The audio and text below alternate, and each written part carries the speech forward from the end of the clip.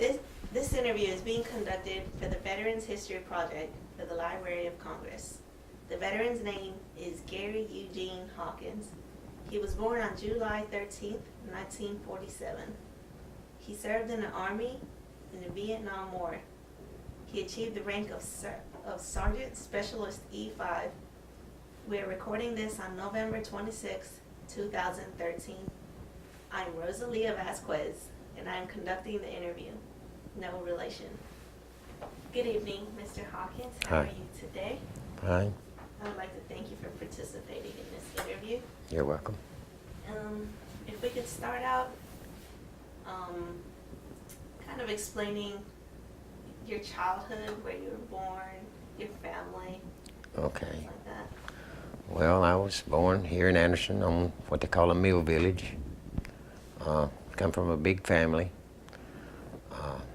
My dad had two families. His first wife passed away in her 30s. He already had 10 kids by her.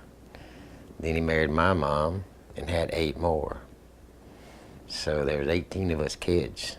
So we wasn't a family, we were an army, I guess you'd call it. But we had it, we worked, well I say we, my father worked in the cotton mills, and we ran a farm on the side. In other words, I guess for extra income, and so many of us, we had to do something to keep us all fed. My dad passed away when I was about 7 or 8, somewhere around in there, I'm not sure, but it's, anyway, then life got hard. What I refer to as the first family, they took everything, and then the second family, which was I was a part of, were left more or less destitute, so we had to hit it pretty hard to make it. But we were tough, we made it. I went to work early. I started when I was 11. I went to work in the mills when I was 15. Couldn't wait until I got old enough so I could go to the military, because I knew it was a way out of the life that we were leading. By that I mean the cotton mills they were still going pretty good, but textiles in the United States, I felt even then that we're on the way out, which was probably 25 or 30 years before it ever happened, but I knew it was a matter of time, because I'd already heard talk of the Japanese and Chinese and stuff like that, were developing means to outdo what we could do. And then the Germans, most of our machinery was made in Germany, so it was too expensive compared to the Japanese stuff. And it came to pass that I was right. Textiles now are a thing of the past here. But I joined the Marine Corps, but back then my draft number came up before I could enlist in the Marines. I had a brother in the Marines at the time. So rather than be drafted by the Army, I tried to go on into the Marine Corps, but I couldn't get in there, so I just went ahead and joined the Army to have a choice of jobs, I guess you might put it. But I didn't want to be just looking for a job, I wanted to be airborne and ranger and such as that, Did any other of your brothers join the Army too, enlist? No. Well, I say no. Of the second family, I had a younger brother who was in the Army. He's a non-vet also, but he's deceased now. He had a lot of problems, and he took his own life. But then I had 4 half-brothers. Let's see, 2 Army, 1 Navy, 1 Marine Corps. And my Marine Corps half-brother, of course he was raised with us, he was the baby boy. My mom raised him as one of us. I know that don't sound right, but that's just the way things worked out. But anyway, he's the reason I wanted to be a Marine. He was kind of my hero, you know. But anyway, it didn't work out the way I planned, so I had to go to the Army because of my draft time being there. So I just went ahead and tried to get what I wanted rather than what they were going to give me, because they were just looking for bodies at the time, is the way I feel. And lo and behold, that's what happened. So we, You got sent to basic. yes, I went to my basic training at Fort Gordon, Georgia in August, which is the hottest place on earth at that time of year. So I went for AIT, that's Advanced Individual. I went to Fort Jackson, and I went to jump school at Fort Benning. And of course, I went to Southeast Asia for my wake-up call. And I think we spoke earlier about first impressions. When I stepped off the plane, and let's see, I think I landed in Cameron or Saigon. It's been so long I can't remember. I've been to both places, but anyway, the first thing that my first impression was, this place stinks. I'm talking about really stunk. Little did I know that the smell that hit me was not the place, but it's what they were doing, and they didn't have facilities like running water and flushing commodes and such. So what they did, they had what they called outhouses with barrels underneath to catch the waste, and every day they had details to go along and drag those barrels out, pour diesel fuel on them, and set them on fire. Well, the whole horizon you could look and see was just plumes of black smoke going up, and what it is this diesel fuel and burning human waste. And it's got a right nice smell to it. That was my first impression. Of course, I didn't know what I was smelling until I was told. And then, of course, it's hot there, humid, and just kind of, it takes you a little while to get, I guess, acclimated to the climate or whatever. You're miserable for about 2 weeks, and then you kind of get used to it. You never get used to it, but you kind of get used to it.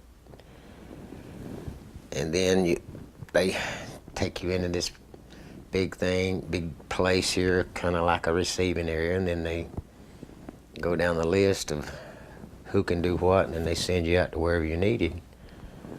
And I was kind of lucky because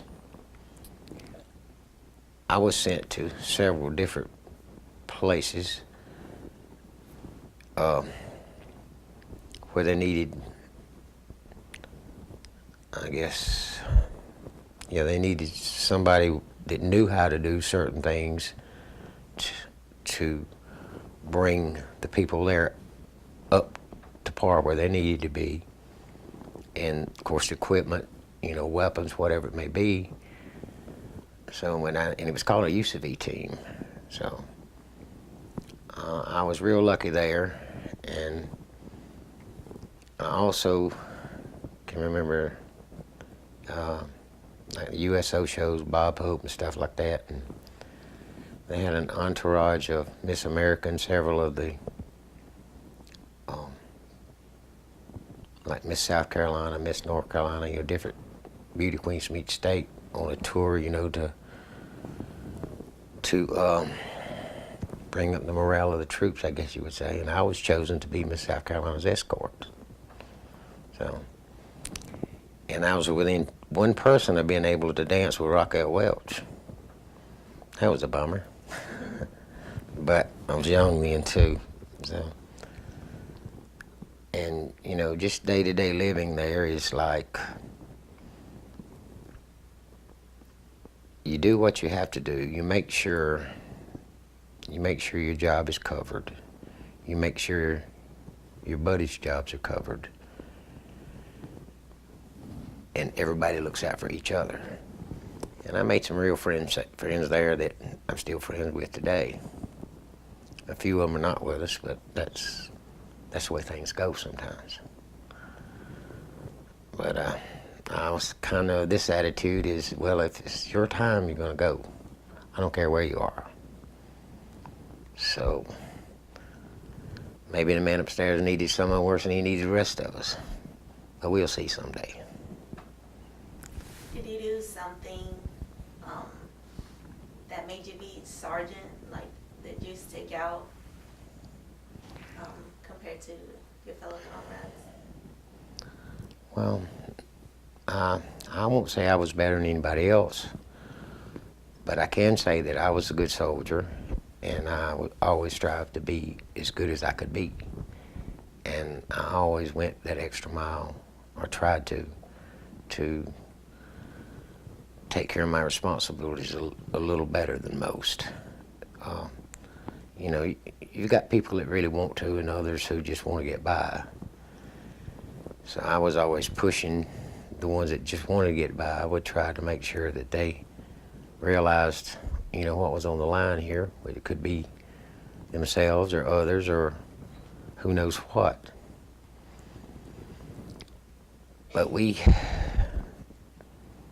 like I said, we did the best we could. I went with these, I guess, set of ideas. You know, I felt I had an obligation to my country. Still do. And I feel the same today. I would do whatever it took to keep our country free. But it's easy to get disillusioned after you find out that what you think you're fighting for is really not what they're fighting for. I feel we weren't sent over there to win that war. We had many discussions over this between my friends and higher-ups and stuff such as that, you know, of course.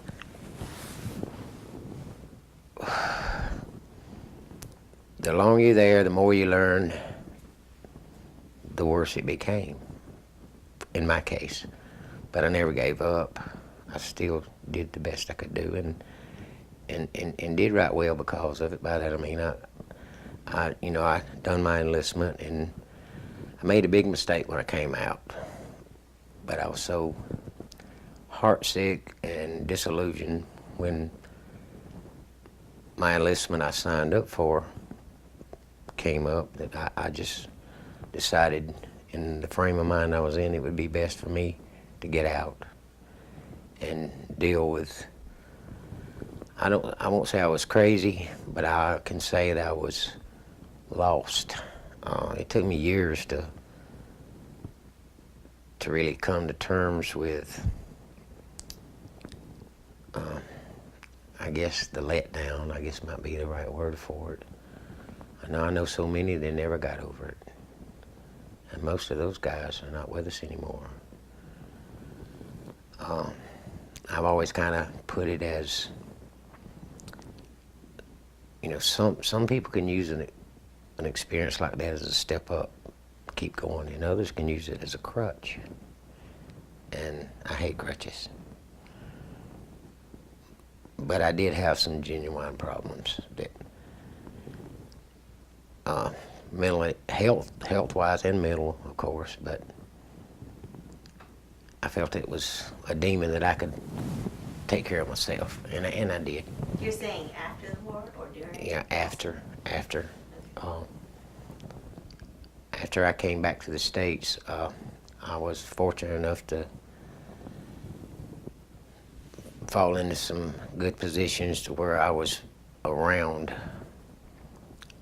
higher-ups, you know, general officers and bird colonels and people like that, you know, and naturally you pick up on a lot of things that the general, I won't say population, but the general troops don't, you know, they don't hear. And of course I had to have the clearances and stuff like that, you know. to handle documents and stuff like that, so I couldn't really ever say anything. But so I think maybe trying to keep all this mess bottled up inside me is what really bothered me the worst. But I came to grips with it, and so now here I am, old, and wish I could start all over again. So you were involved in a lot of combat situations? Combat related, I put it that way. By that I mean, I get creepy crawlies, okay? So, I'm a support person, okay? So, if that's good enough. Where were you, and how did you feel when you found out the outcome of the war?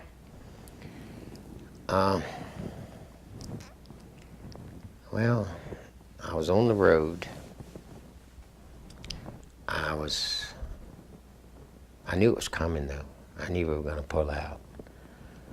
When I was on the road trying to find something, I only know what I was looking for.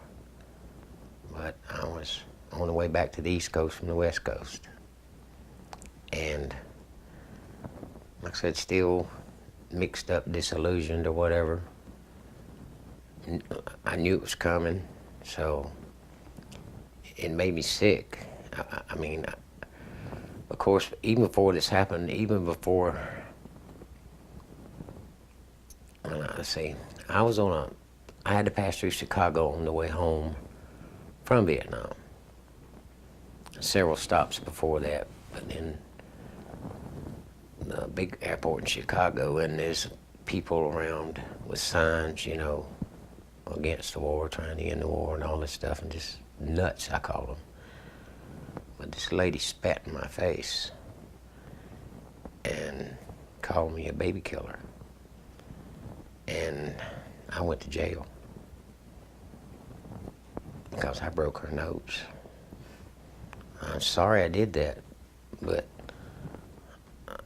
I'm not going to take that. But I was lucky.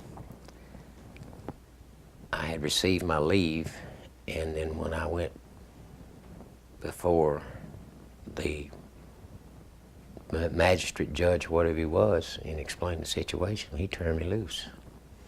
But they took me to jail that day because this lady's going to charge me with assault and all that. But I bet you she don't spit in nobody else's face, because that's the wrong thing to do.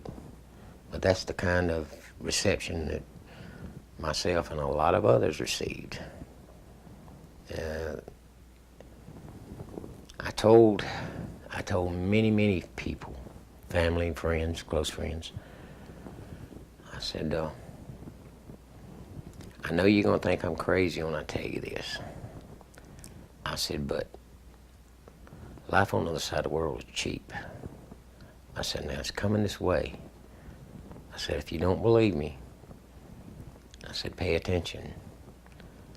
I said, it won't be that many years till the mess they got over there will be right here on our doorsteps.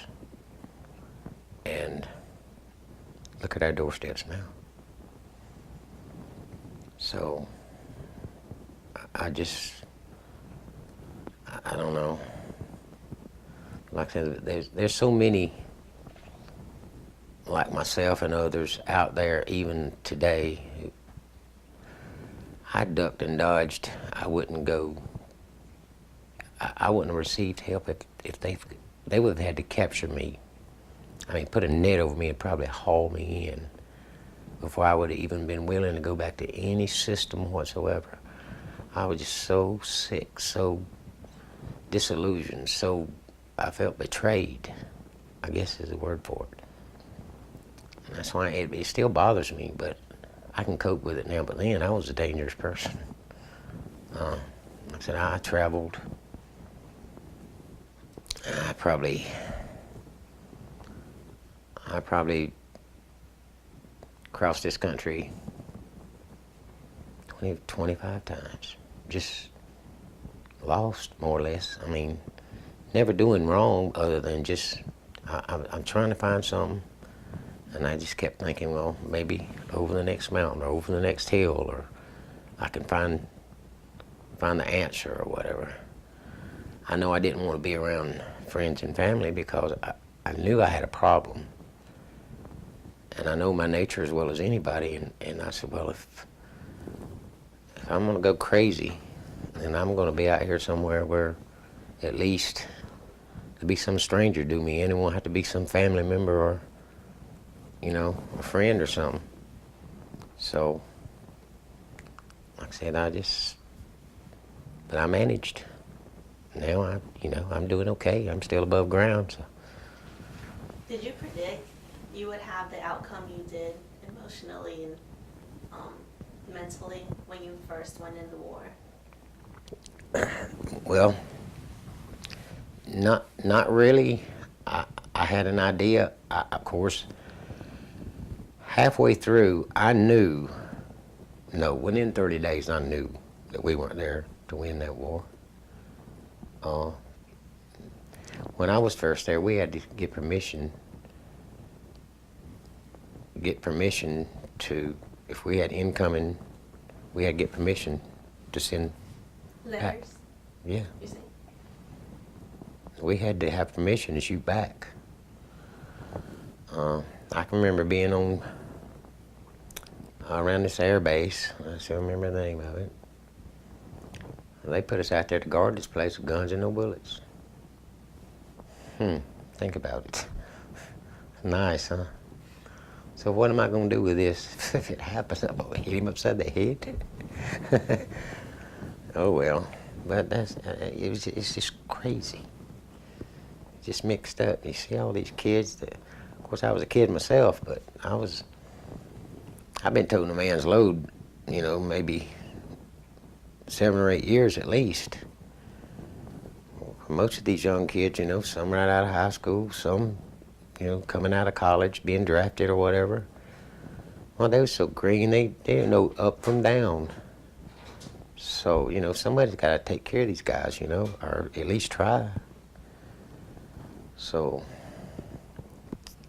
it was just stupid. Just stupid. It was a money war. I heard tales that would scare you to death, like all the sea land transport responsible for all the cargo ships and for the supplies being sent in there, I heard they were owned by the president's wife, Lady Bird Johnson, So, and that's right before Kennedy was assassinated, and there was so much distrust, in the political deal. People, well, I've heard it said people are like sheep. You can just herd them any way you want to go, but they still got a mind and they can think. And they've never resolved this mess to this day. Why in the world would they hide this stuff? See, it's crazy. So, and you wonder why somebody like, say, in my position would be a little distrustful? Huh. I'll laugh at it. So, like I said, I guess you can only take so much. I guess once you hit your overload, then you got to get rid of it somehow. And I just did mine by traveling and working, and then I finally got my life straightened out enough to where I felt stable enough that, I wasn't waking up in nightmares and stuff like that, and because I had a lot of health problems, which I'll always believe were related to that. But I still worked and took care of my family, and I became a foster parent, and so now I think I've raised about, I think I counted 38 one time. But now, I don't know how many, because they got kids, and those kids are having kids, and they still coming home to roost. I know this Christmas alone, I have to I've got 17 small ones I got to buy for. And I think there's about 42 others I've got to get for. So, what am I going to do? Did you spend any holidays in Vietnam? And if you did, how did you guys even celebrate them? Well, Any birthdays? Well, we had, I spent Christmas there, and some of the guys had a Christmas tree, if you want to call it that, you know, but I had my picture taken with Santa Claus, you know, just to send home as a joke, because now, remember, we're talking about the 60s, okay, and our Santa Claus was black. So here I am with my arm around this black Santa Claus, and I send this picture home to the deep south, you know, and so I got a letter back from one of my brothers, wanted to know how crazy I was. I said, what do you mean? If I wasn't crazy, I wouldn't be here to start with. So, you know, but holidays there, they're not recognized. You get, for 1 year's tour over there, you get what they call an R&R, in-country R&R, and then an out-of-country R&R, which is 3 days and 3 days. So you get 6 days off a year. I guess that's basically what it boiled down to. Well, I wasn't able to take my out-of-country R&R, but I did get to go to on an in-country R&R, and I got to go to Cameron. It was a big Air Force base there, and it was the first flushing commode I'd seen in 10 months. And that was amazing. But they had a PX there, and you could go and buy stuff, you know, and it was like, you know, it was like a holiday for me right there. But when you're doing, if you're doing your job and you do what you have to do, and then a little bit extra, you don't have time to worry about other things. Especially when, you know, this company's, you know, their whole livelihood depends on what you may be doing over here. So you got to make sure everything is exactly as it should be, whether it be equipment, weapons, information, whatever, you know. So, and that was my job, and I would go from here to there to there to there, whatever had to be done, and that's what was done, regardless. It didn't matter the time or the circumstance or whatever. It just had to be done, and that's it. I received several good commendations because of it, but nothing but a piece of paper. So. Is there anything that you wish you could have done while you were a soldier in Vietnam that you didn't? Yeah, I wish I would have been a crook, because I'd own that country. Seriously. There was so much black market mess, and I was making a joke when I said, no, I wouldn't be a crook for nothing. But I saw so much illegal stuff. Refused to take part in it, but had to turn a blind eye, because if you, and I'm not talking about just the Vietnamese people, I'm talking about the Americans, you know, were guys owning bars and buying, you know, precious metals and gems and stuff like that, you know, and squirreling it away and sending it back to the States and stuff like that. And I couldn't do that. I don't know. It was a line I refused to cross. But that's with any conflict, war, whatever you want to call it, that goes on, you know. I just happen to be in a position to see more than most, I guess. And I'm just glad I wasn't a law enforcement officer, because I would have had to have done something about it. As it was, I could just not look and say nothing. But it was a good eye-opening experience that makes you want to shut your eyes. How does that sound? Uh, I don't regret being there. As a matter of fact, I would go again because I felt then and still do now that this country is still worth fighting for. I was raised that way, and I try to instill that same, I guess, patriotism into all my family, friends, or whatever. Because if we don't protect it, who's going to? I know now that, or I feel now, I don't know, but I feel that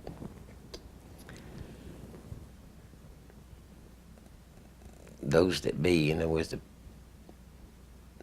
our power structure is so corrupt, we can't trust what our leaders do anymore. It's up to I think it's up to the individual person to have to do what they feel here first, and then follow up, because this country's just about financially busted because of our so-called leaders. I'll give you a prime example. Why would someone spend $1 million to get elected to a $40,000 a year job? Does that make sense? It's happening every day. And it's getting their hand and getting them a piece of that pie. And I know that may sound stupid, but it's just the way I feel. But it's happening. I mean, I can't see as well as I once could, but I'm not blind yet. And if something's not done, I don't know what we're going to do, because we're steadily spiraling down. Everybody blames Obama for all of our problems. Well, heck, he ain't nothing but a figurehead. You know, he's just the person to take the blame. Of course, I can't agree with everything he says either, but still, somebody's got to do it. I don't want the job, I tell you that. But something needs to be done. I had a friend much older than me once told me, he said, well, just go up there and take them all out and shoot them and start all over again. I said, don't sound like a bad idea, does it? Get a fresh start. But that's, that's making light, but that's what a lot of people feel now, though. And I don't agree with that. I don't agree with going and shooting nobody for any reason whatsoever, unless that's what they deserve. But I feel that most of these people that are doing, they're out there for themselves rather than for the betterment of their fellow man or their country, packing their own pockets. I feel like they were born without a conscience. And I hope there's such a thing as a heaven and a hell, because if there is, I know where they're going. So that may sound kind of brutal, but that's just the way I feel. That's true. Any other comments or questions, remarks about the Vietnam War that you would like to share? Well, it's a beautiful country, and different regions of this country over here is, like the mountain yards, is the people who live up toward the mountains, up on the northern side, and the Laotians, Laos, and they're wonderful people, and they live the simplest lifestyle, and them people ain't never bothered nobody. Why in the world would they want to go over there amongst these people? And of course the French were there before we were, and they were there for so many years, fighting the so-called war against communism. It's crazy. So we take it over. Like I said, I just think it was a money war. The French were smart. They pulled out. Well, now what was the term they said? treat with honor or something to that effect. I don't know. I never, the reason I can't remember what it says because it made me sick when I heard it. But, like I said, I have two friends who went back over there since this has happened. They went on a tour or whatever you call it, you know, and they toured a lot of the places over there and came back and said it's like it should be now. I mean, it's still a lot of scars, and they're having to deal with a lot of the pollution that was caused over there, you know, and so many lost people. You know, there were a lot of children born that were never know who their parents were other than, and they were just thrown away and such as that. And it tears my heart up to think about stuff like that. I said, well, maybe someday I could go back and maybe get a busload and bring them back. But then I got to thinking, oh my God, I've got a busload already. What am I going to do with another one? So, you know, we got to take care of home first, I guess. Yeah. But, like I said, made a lot of friends.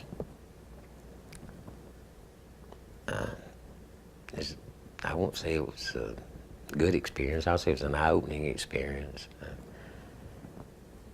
Anytime you go through something that affects you, you know, you can't put your finger on what's wrong. Maybe I should have sought out some sort of expert to find out where my problem was. But I didn't feel there's anybody in the world could help me except me. So there we are. And here I am, still messed up. Well, I'd like to thank you for the service that you provided for this country. Every soldier deserves a big thank you. And I would like to thank you for conducting this interview with me for this Veterans History Project for Clemson. And rest assured, everybody appreciates what you did for this country. And I hope you have a great night tonight. Thank you.